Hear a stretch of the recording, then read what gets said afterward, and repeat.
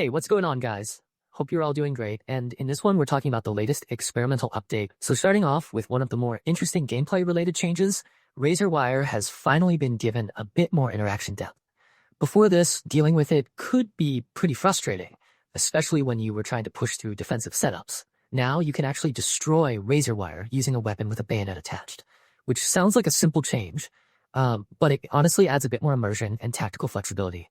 Instead of always relying on explosives or avoiding it entirely, you now have another option during close combat situations, and that fits really nicely with the overall direction the game has been heading. And speaking of Razor Wire, they also adjusted how it behaves with explosives, because it was apparently way too resistant before. So now it's easier to clear with proper tools, which should make attacking fortified positions feel a lot less tedious. This ties into a broader theme you'll notice throughout this update, where the developers are clearly trying to smooth out interactions that previously felt inconsistent or overly punishing.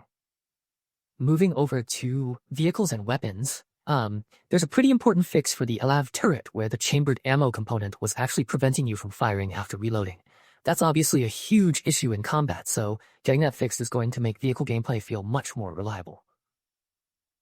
And then there's a smaller but still meaningful fix where removing a bayonet didn't properly reduce the weapon's damage multiplier, which could lead to unintended advantages. That's now been corrected, so weapon stats should behave the way you expect. Radios also got a fix, specifically with the FIA backpack radio not matching the encoding of the handheld version. That kind of mismatch can cause communication issues, so bringing consistency there is a pretty important quality of life improvement, especially for coordinated squads. Now, when it comes to general gameplay systems, one of the standout changes is the improvement to weapon zeroing after spawning in multiplayer. If you've ever noticed your sights behaving weirdly right after spawning, that's exactly what they're targeting here. It's one of those subtle fixes that can make shooting feel way more consistent without you even thinking about it. Doors were another area that got some attention, and honestly, they needed it. There were issues where door animations would initialize twice or show incorrect states for players joining mid-game. Those have been fixed, so now what you see should actually match what's happening on the server, which is crucial in a game where awareness and positioning matters so much.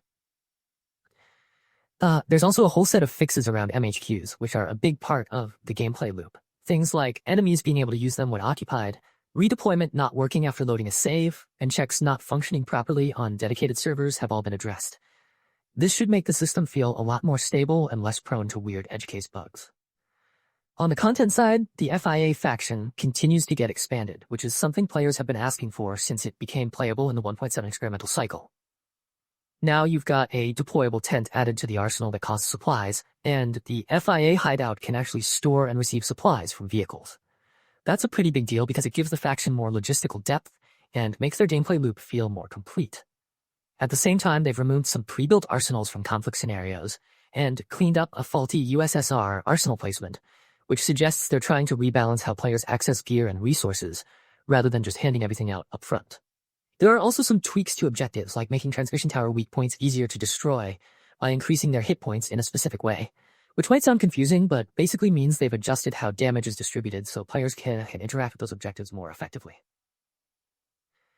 Performance and visuals got a couple of changes too, including disabling certain analytics for failed requests, which should help reduce unnecessary overhead.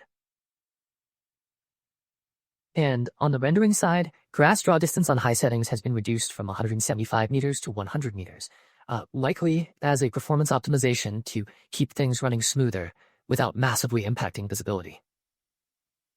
UI and controls weren't ignored either, but its markers not showing up when opening the map for the first time has been fixed, which is something that could definitely throw you off in a live match. Admin view icons also got corrected, so those tools should feel a bit more polished now.